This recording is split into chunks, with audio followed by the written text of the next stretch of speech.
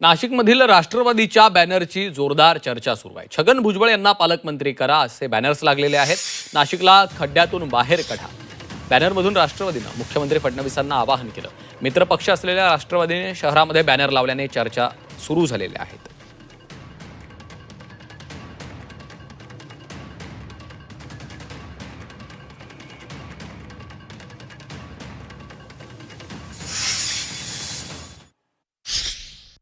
की भुजबळ साहेब इथे जर असते तर आज नाशिकची अशी दुर्दशा किंवा अशी अवस्था झाली नसती।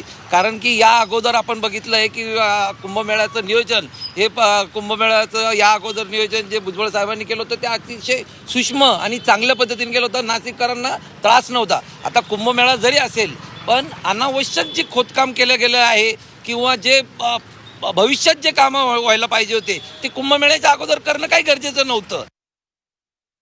चालेल ना। भुजबळ साहेब सिनियर आहेत, ज्येष्ठ आहेत, निश्चित त्यांच्या भावना मी समजू शकतो त्यांच्या लोकांच्या।